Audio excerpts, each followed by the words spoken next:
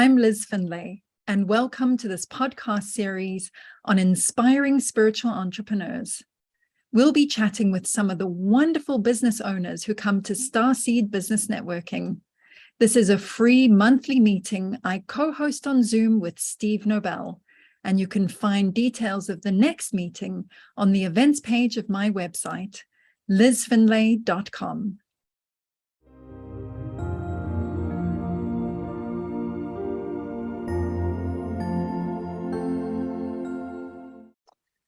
Hello and welcome. Today we have the pleasure of chatting with Brian Bibi of Studio 3B. So hi, Brian. Thanks so much for being with us. Yeah, hi, Liz. Thanks for having me. It's great to be here.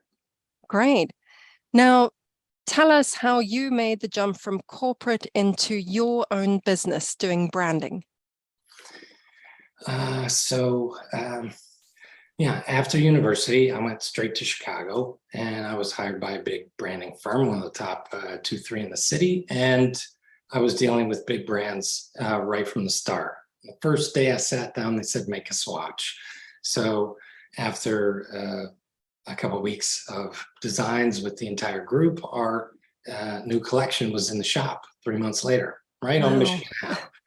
So from dealing with big brands like Sprint and Oprah and ABC and Sony, after a couple of years, I wasn't feeling fulfilled anymore.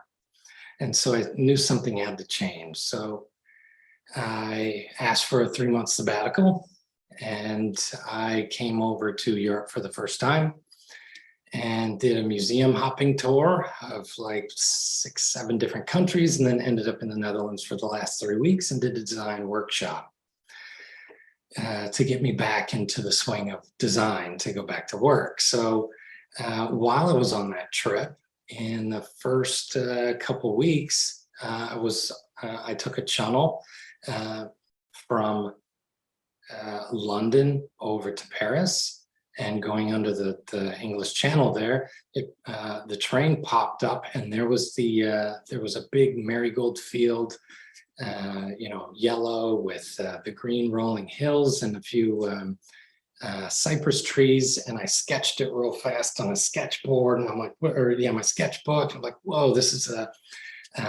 it's a color by number, right? Because it was just blue sky, dark green trees, green hills, and then yellow flowers. And I was like, this is very simple. So it took the rest of the trip to really figure out what this was.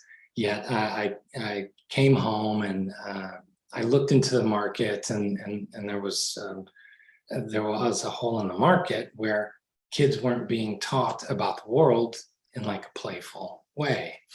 So I developed a whole travel series, making learning fun for kids. And let's see. So yeah. And you've got it there. That's the very first one. Because you've now done what, 24 kids books? Oh, yes, that trip took me off to Southeast Asia after that. So that was quite a wild trip. And yeah, it led me on to more children's books and more expression. And you had a little helper. Yes, one of the series I did with my son. And so I went through like getting healthy phase with food. And so I came up with an idea for the happy fruit book, right? The happy fruit book and the happy veggie book. And I don't have the books here, but I do have a little card. Oh, that's so sweet. So yes, my son at the time, I think he was about 9 years old, and he co-illustrated with me. That is so cool. Traveling around Europe on our holiday, we were on the roof of a hostel in Italy, and the sun was out. We both got iPads out, and we're just sitting there drawing on them. And I'm like, this is the life, right? Because I can just export from this drawing program, and bang, there's illustrations for a book. So yeah, that was a lot of fun. And then also for him to actually walk into his elementary school, show his book to the class, and then they actually put it in the library. That was a pretty big moment for him as well. Absolutely. That is so cool. Right. Yeah, definitely teaching kids when they're young that they can do anything they put their mind to is really quite important. Yeah, because it's fueling the next generation of entrepreneurs, rather than you have to get a job, work 9 to 5, stay there for 40 years, Correct. pay into a pension. Right. Get married, have the kids, get the car, get the debt, and right. So totally. What is it? Lifestyle. 2.4 kids you're supposed to have, and the white picket fence. Right, and the 1 or 2 pets. You're right. Oh, I think I need more pets than that. We don't have any at the moment, but hopefully one day. But yeah, now tell me about your extreme sports. Because this ties in with your spirituality. Interestingly enough, I don't think it would be anything spiritual for me. I think I'd just freak out. But yeah, well, you said you do hang gliding, paragliding. Right, surfing as well. I've done in the past. Let's say, what is it when you jump off a building? And it's like you bungee all the way down. I did that in Vegas. I went surfing in Bali. Oh, kind of like abseiling. Are you still attached to the building and you're kind of walking backwards down? No, you're dropping. Oh. Like, it's a drop. You just, at the last part, they just slow it down. Right? That's not something I'm ever going to do. So I don't know what the name is. Well, the point of it all for me is to push my boundaries, right? Anytime you can get those butterflies in your stomach, I know that's where I'm touching on a boundary of mine, and I like to explore that and push it a little, right? Just go over it, like peek over the edge just a little bit, so that I can transform, really, because that's what I'm here for, really. Right? Lots of transformation through exploration and experimenting and having fun, like through adventure as well. So any of the stuff that brings up fear, yeah, I'm really into. I'm going to check it off my list. And you were telling me about what it's like being off the ground, and right. Yeah, there's definitely a clarity in both your connection, well, from my perspective, with source, and also in the realm of ideas as well. So I get a lot of inspiration whenever I'm in the air, and taking from or listening to astronauts or pilots as well. They always talk about quite a clarity you can get and a different perspective when you get further and further away from the planet. So there's a lot more, let's say, heart-centered compassion that can come in, right? You really see how big and how expansive our world is, and there's a lot of love that can come in when you create space. And I think the silence, getting away from all of the chatter as well. It's a Right. bit like waking up in the middle of the night and everybody else's thoughts are quiet. Right. And I know when I was in university, I used to constantly leave things to the last minute. And then working through the night before the project was due, I'd have such clarity. And it was so peaceful actually working through the night with Right. everything else so still. Right. Everyone in your time zone is in bed and you're working through. Yeah. I don't like to do that now. I need my beauty sleep. Right.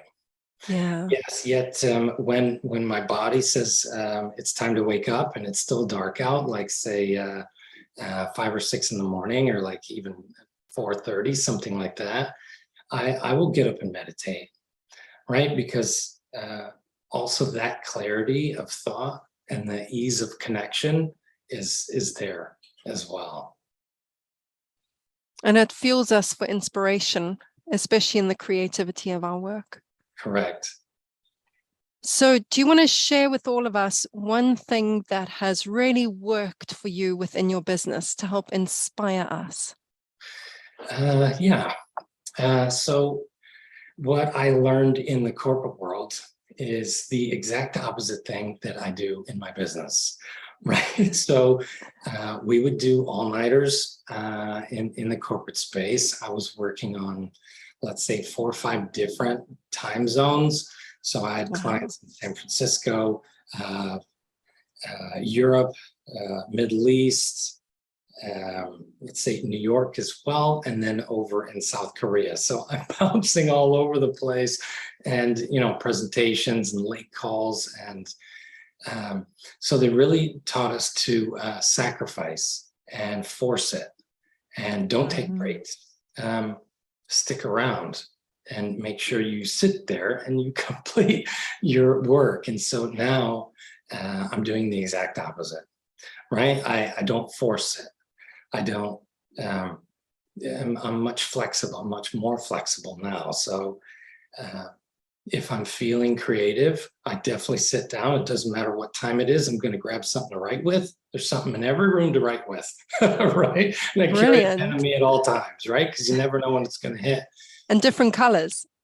Right. Yes, of course. Yeah, that's all like priority of importance with color. And yet so I can really tell when I'm in the flow and I'm connected.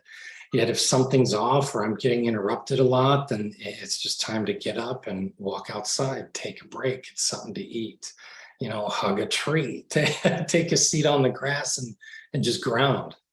So everything is a lot more in the flow and less forced. So that's really something that's worked in my business now.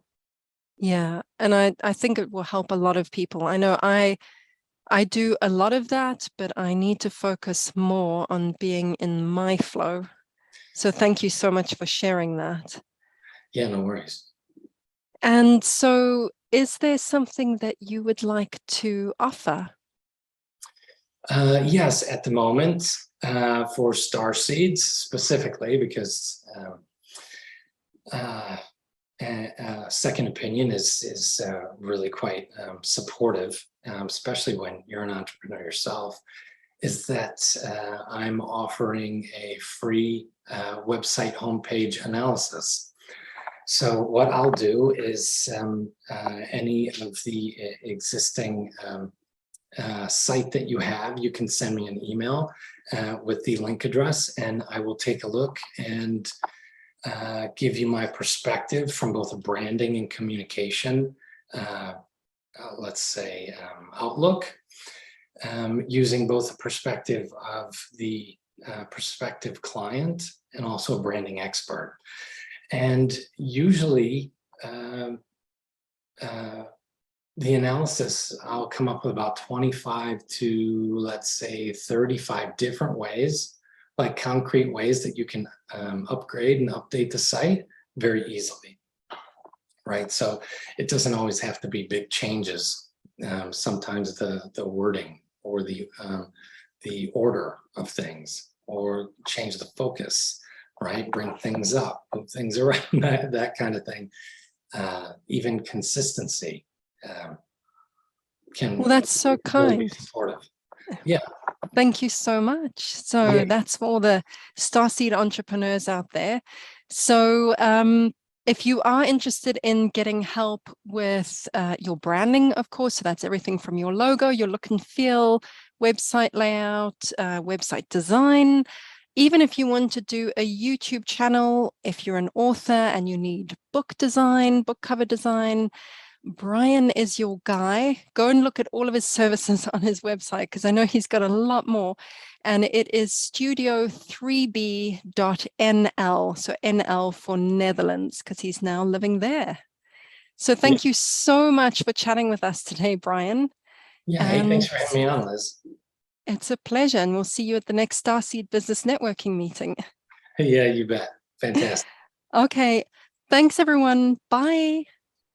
Ciao.